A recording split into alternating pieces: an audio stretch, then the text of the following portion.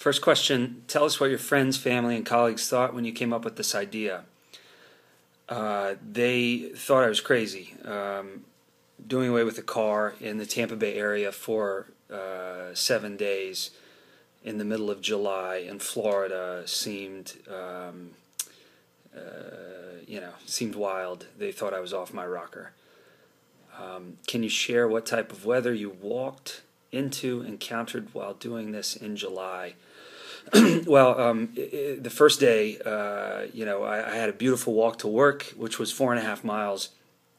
Coming back, however, there was one of those, torrential Tampa Bay thunderstorms. Downpoured starting about 4 p.m.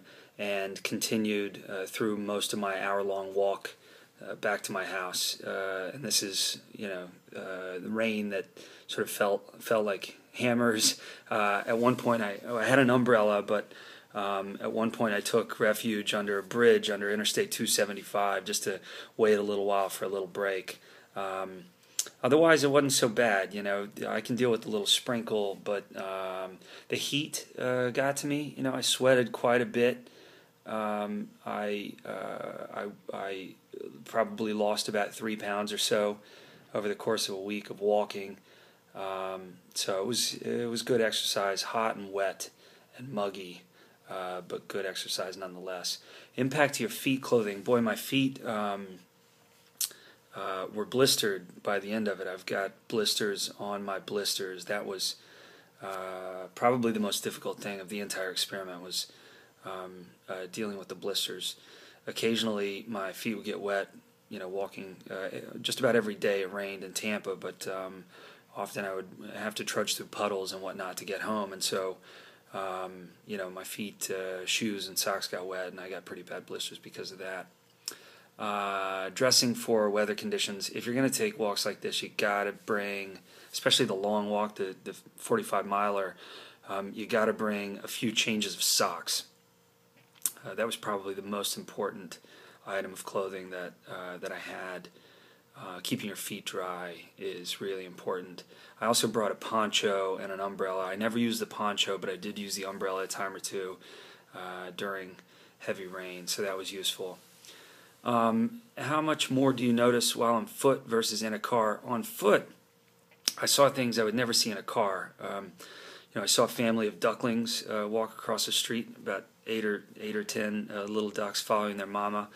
I don't think I would have ever seen that in a car.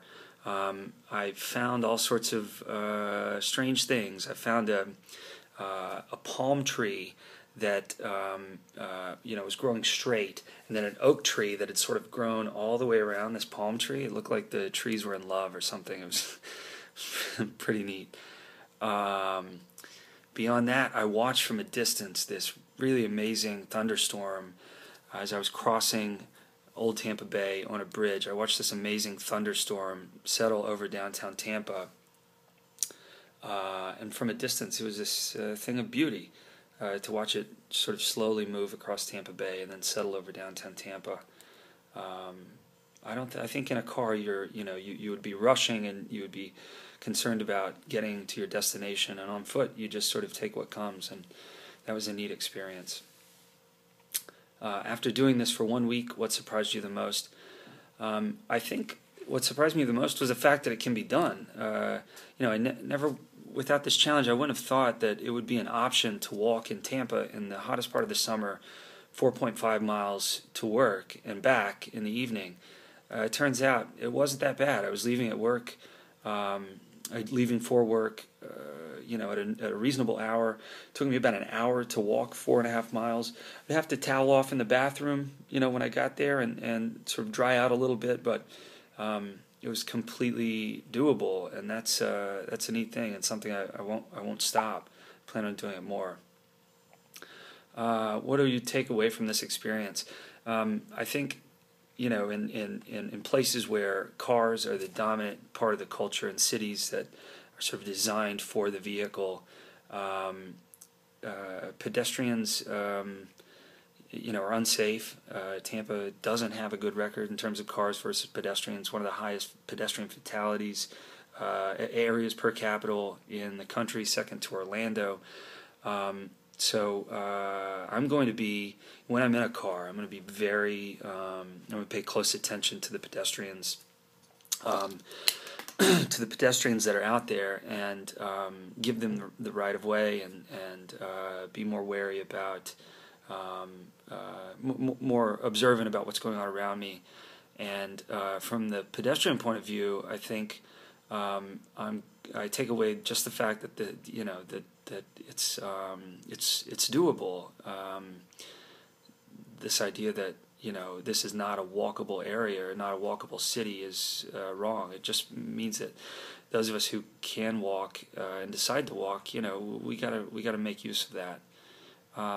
And last, what do you want drivers and others to think about in terms of walkers and making a city more walkable?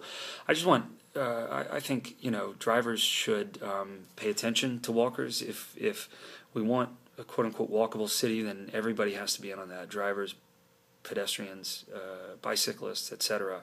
Everyone just needs to be observant of what's going on around them, and just because you're in a vehicle doesn't mean you dominate the road. From a pedestrian perspective, I don't like that term walkable city, because I think if we just get out there and start walking, the city is walkable. We decide that. So that's what I got.